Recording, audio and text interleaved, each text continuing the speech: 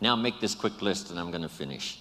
Number one, for us to really count on the future and to count on each other, here's a good list. Number one, morality, doing what's right. With Herbalife's marketing now and these incredible products we have, you know, doing it right is going to be so easy, there's going to be no reason for doing it wrong. There's no reason for making promises we can't fulfill. Here's what I learned early in my career. Always remember, whoever you're working with, this is what you want to occur later. That they found out it was easier than you said, and that it was more than you promised. Here's the key: better understated than overstated. When I wrote my first book, Seasons of Life, the picture in that book was really not the most flattering picture. And when some saw that picture, they said, "Mr. Rohn, surely you could have found a little better picture to put in that book." I said, "No, this one is fine, so that when I show up, I look better than the picture."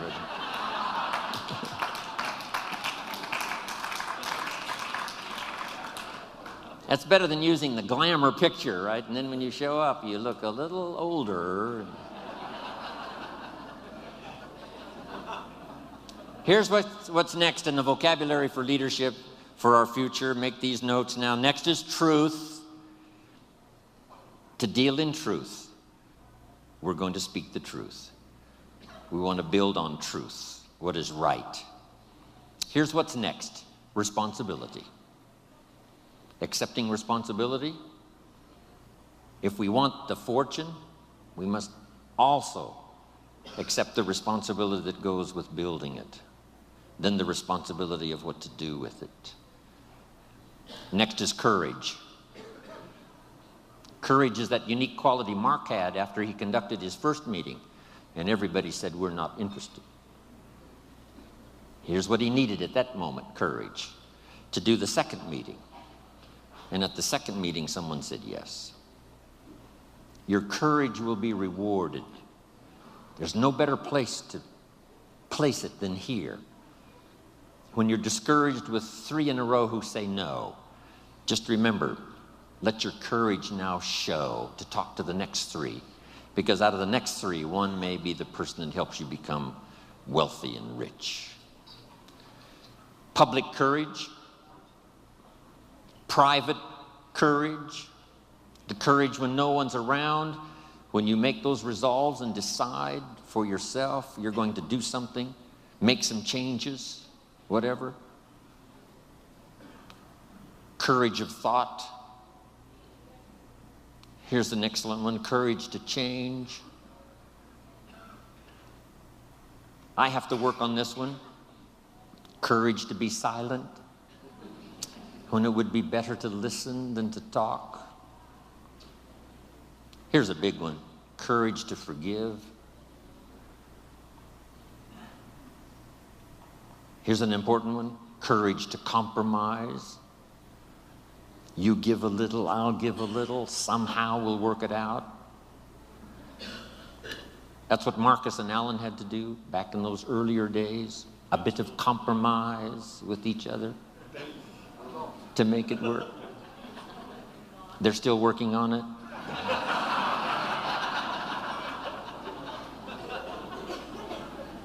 Here's the next one: courage to risk. That's what life really is all about. Not an undue risk, but risk. If you want the harvest in the spring, you must risk the seed into the soil, or the harvest in the fall, you must risk in the spring the seed to sow. You've got to risk some of your time. My grandkids ask me every time, and my family, why would you go spend the day with those people in Hawaii rather than spending the day with us? I've got to give them some excellent reasons. And then when I see them shortly, they will ask me, was it worth it to go spend the day with them and not with us? So how I ration out my time and how you ration out your time is so important. Have the courage to make those wise decisions. Now, my family knows that a big part of my life now, of course, is Herbalife. and they love the stories. And when I say to them, I had a chance in Maui to make a deposit of my own personal experience into the lives of so many incredible leaders from Herbalife around the world, that maybe, just maybe, that experience I had, depositing my experience into the thoughts and consciousness of all of you, no telling what kind of miracles that may work. And when I get through sharing with my family this opportunity I had to speak to you today, they say, yes, Grandpa, yes, Papa, it was worth it for you to go to Maui and be with the Herbalife family.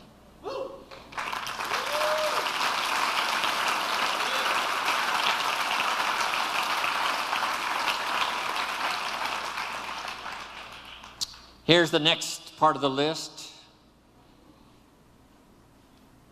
Keep your word. What you promise, make sure you fulfill.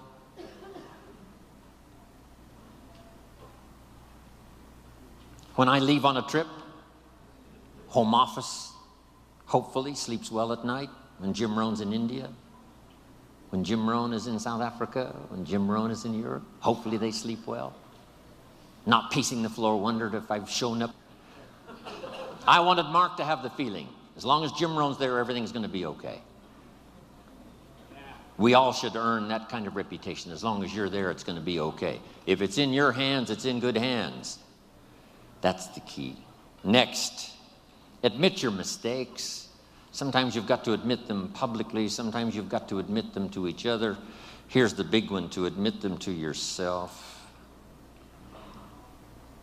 And then here's sometimes, this could be some of the greatest new beginnings, is when you say, I'm sorry. It's a chance to start all over. Next is dignity. Heart and soul. If we were going to use a model for some of these words, it would be Mark Hughes. He had the dignity. He had the heart and soul. Next is faith. Faith in God, faith in others, faith in your family. A big one is faith in yourself. Here's one we all knew Mark for: class of spirit, class of manners,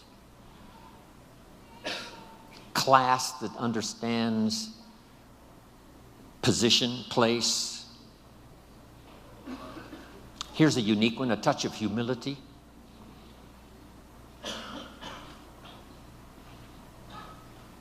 The rich must be taught not to be arrogant. The poor must be taught not to be cynical.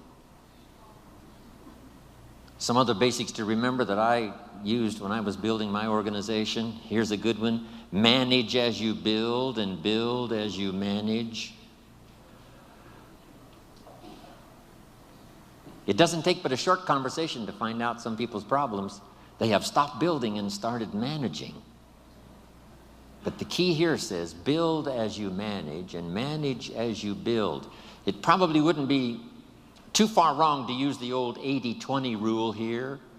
Spend 80% of your time building and 20% of your time managing what you build. But it's easy to get the wrong numbers here and spend 20% of your time building and 80% of your time managing. When we opened India, someone asked me, should I go to India? And I said, if you walk out your front door and look down the street and there's no cars and no people, and you walk over one more street and look up and down the street and there's no cars and no people, you should go to India.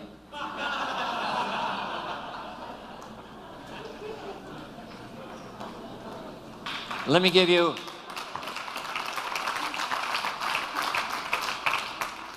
you Mark's philosophy, and it's one of the best.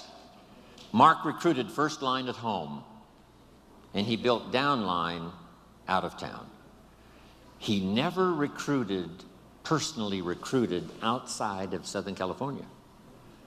He didn't go to Denver to recruit. He didn't go to Dallas to recruit, right? He didn't go to another country to recruit. He recruited, all of the people he personally recruited were within his scope, where he was. Now, if somebody in Los Angeles knew somebody in Denver, And they got it going and got it started. Then Mark made his trip to Denver, but not to recruit, only to advance the business. What a unique philosophy. And here's some of the wrap-up now. The philosophy that makes network marketing Herbalife style really fly. Number one, as many customers as possible to represent each distributor, and as many distributors as possible to represent each supervisor volume. Next, this one helped save my life.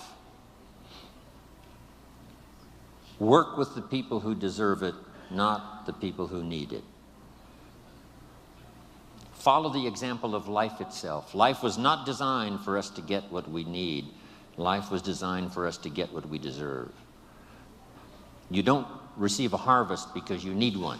You receive a harvest because you planted one in the spring. And then here's one more, and I'm finishing. I got about 12 of these finishes.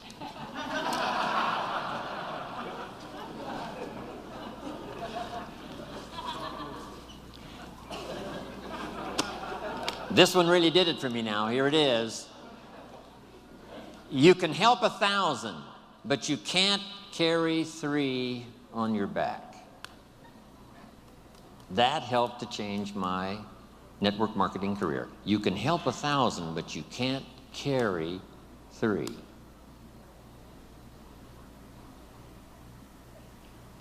Here's one of the things I learned that built my business. Put people on their own, give people responsibility, show them how to do their own thing as quickly as possible, as quickly as possible, as quickly as possible. Accept the responsibility for their own sales, accept the responsibility for their own customers, accept responsibility for building their own organization quickly, quickly. Yes, we lend a hand. Yes, they attend our meetings. Yes, they come to our training. But as quick as possible, put people on their own.